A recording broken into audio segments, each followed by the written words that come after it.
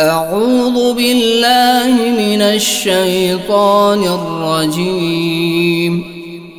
بسم الله الرحمن الرحيم. إذا وقعت الواقعة ليس لوقعتها كاذبة خافضة رافعة إذا رجت الأرض رجا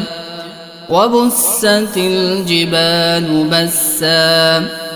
فكانت هباء منبثا وكنتم أزواجا ثلاثة وأصحاب الميمنة ما أصحاب الميمنة وأصحاب المشأمة ما أصحاب المشأمة والسابقون السابقون أولئك المقربون في جنات النعيم ثلة من الأولين وقليل من الآخرين على سرر موضونة متكئين عليها متقابلين يطوف عليهم ولدان مخلدون بأكواب وأباريق وكأس من معين لا يصدعون عنها ولا ينزفون وفاكهة مما يتخيرون ولحم طير مما يشتهون وحور عين كأمثال اللؤلؤ المكنون جزاء بما كانوا يعملون لا يسمعون فيها لغوا ولا تأثيما إلا قيلا سلاما سلاما وأصحاب اليمين ما أصحاب اليمين في سدر مخضود وطلح منضود وظل ممدود وماء مسكوب وفاكهة كثيرة لا مقطوعة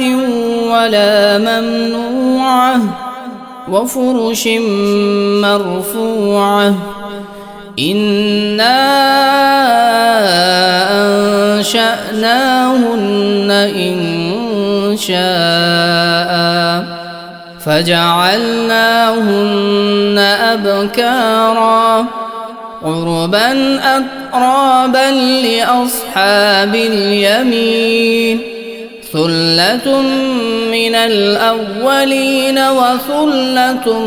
من الآخرين وأصحاب الشمال ما أصحاب الشمال في سموم وحميم وظل من يحموم لا بارد ولا كريم إنهم كانوا قبل ذلك مترفين وكانوا يصرون على الحنث العظيم وكانوا يقولون أإذا متنا وكنا ترابا وعظاما أإنا لمبعوثون أوآباؤنا الأولون قل إن الأولين والآخرين لمجموعون إلى ميقات يوم معلوم ثم إنكم أيها الضالون المكذبون لآكلون من شجر من زقوم فمالئون منها البطون فشاربون عليه من الحميم فشاربون شرب الهيم هذا نزلهم يوم الدين نحن خلقناكم فلولا تصدقون أفرأيتم ما تمنون أأنتم تخلقونه أم نحن الخالقون نحن قدرنا بينكم الموت وما نحن بمسبوقين على أن نبدل أمثالكم وننشئكم فيما لا تعلمون ولقد علمتم النشأة الأولى فلولا تذكرون أفرأيتم ما تحرثون أأنتم تزرعونه أم نحن الزارعون لو نشاء لجعلناه حطاما فظلتم تفكهون إنا لمغرمون بل نحن محرومون أفرأيتم الماء الذي تشربون أأنتم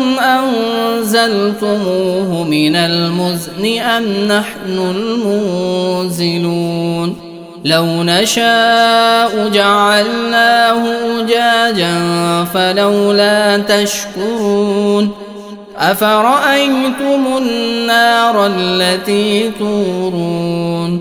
أأنتم أنشأتم شجرتها أم نحن المنشئون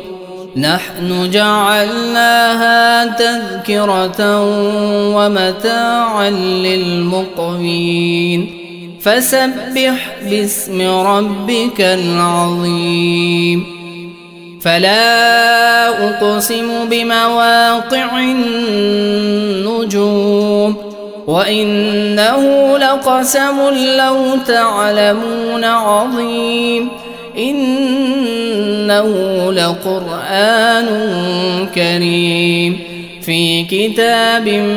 مكنون لا يمسه إلا المطهرون تنزيل من رب العالمين أفبهذا الحديث أنتم مدهنون وتجعلون رزقكم أنكم تكذبون فلولا إذا بلغت الحلقوم وأنتم حينئذ تنظرون ونحن أقرب إليه منكم ولكن لا تبصرون فلولا إن كنتم غير مدينين ترجعونها إن كنتم صادقين فأما إن كان من المقربين فروح وريحان وجنة نعيم وأما إن كان من أصحاب اليمين فسلام لك من أصحاب اليمين وأما إن كان كان من المكذبين الضالين فنزل من حميم وتصلية جحيم إن هذا لهو حق اليقين